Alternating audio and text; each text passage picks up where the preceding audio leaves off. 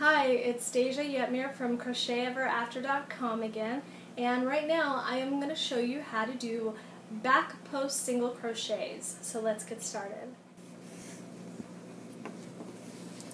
Okay, so to begin your back post single crochet, what you're going to do is first start off with a row of regular single crochet, and this is a foundation single crochet, so I crocheted the foundation chain and first row together, and it gives me a nice stretchy fabric, and it's very easy to see my post.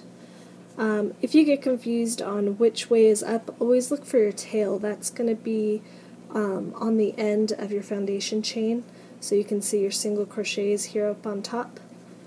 And to begin your back post single crochet, you're going to chain one for your height at the beginning of your row like you always do, and then look for your first stitch. Now, because this is a back post stitch, you're always going to insert your hook from behind the stitch, from the back. This is counterintuitive to every single other crochet stitch where you always go through the front of your stitch. So this is the only strange part. It kind of feels a little weird to go from behind, but you're going to look for your V if you're new and find your V. This is my chain stitch, so I don't count that. Here's my first V, and then I'm going to insert my hook under those two loops but from behind. So you can see I'm now under those loops. Now to catch my post, so it's behind, so it's a back post, I need to insert my hook into my next stitch. So I'm going to go through the back and then poke through my next stitch and come out from front to back, and now I've caught my back post. And I finish my back post single crochet by simply yarning over, pulling through that post, and then yarning over and finishing off. And I'm going to just keep doing back post single crochets, because with the back post single crochets, unlike other post stitches, you can't use these to alternate your front post stitches to make a continuing cable or a continuing vertical line when working in the row. So what that means is when you're doing double crochet post stitches, if you're starting a row of front post stitches, when you turn your work, if you still want that vertical line on the right side of your fabric, going back, you're going to have to do back post double crochets to be able to continue that line. So you're going to alternate front post, back post, front post as you work. In single crochet it doesn't work, and I'm going to show you why. So I'm going to do another back post, and it's very easy to see where to insert your stitch next, your hook next. Front post stitches, the actual post stitch is going to kind of cover your next stitch, so I always tell you to pull your work apart to find your next stitch.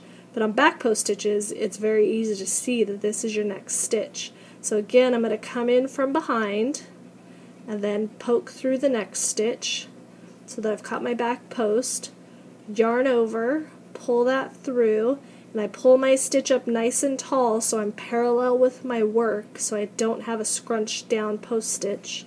And then I yarn over, turn my hook down, and pull through. So again, because I come out, also you're not skipping this next stitch. You don't skip and go over here to work your next stitch. You still need to work into this stitch because you go in through it and then out your next stitch. So this stitch right here isn't the only thing that's happening with this second stitch you're using, is that you're poking your hook through it. So it's still an unused stitch. So you can see here's this stitch. Let's watch it as I finish my single crochet. I've got my thumb on it. And then you see that's that same stitch. Nothing was done except that the hook went through it. So we have to use it. Otherwise, we're going to decrease every single time we skip that stitch. And if you want to decrease to make like a triangle, that's fine, but if you're doing, if you need to do back post stitches across the entire row, you do not skip that stitch. So always look for, if you need to pull your work apart to find your next stitch, you can do that, or you can turn your work to find your next V. This is a little bit more difficult to see because our hook went through it, so it's a little, it's not quite as lofty looking as the rest of our V's. It's a little squished because we did use it a little bit, but I always like to just pull the work apart if I need to find it, if I'm having trouble. Like with dark yarn, sometimes I get a little bit lost if I'm not paying attention when I'm working with dark yarn. It's hard to see some stitches sometimes. So I continue across, and on front post single crochet, if I did this in every single stitch, what I would get is vertical lines running up my project. So I'm working horizontal, but with front post stitches I get vertical lines. Let me turn this around and show you what you get with back post stitching. With back post stitching, you get a texture instead. So you get kind of this neat looking stitch where you have this long tail coming across. So you do get quite a cool texture, but you can't use it with your front post single crochet. And you get almost like a knit stitch looking on this side. So if you continued maybe working vertical doing back post stitches, you could get a nice knit looking stitch, because you do get those V's of like a knit stitch on this side. But this is how you do the back post single crochet. It's not good for using cables, but you can create some interesting textures to use it for a certain, any kind of stitch pattern you might want to do. But that's how you do the back post single crochet.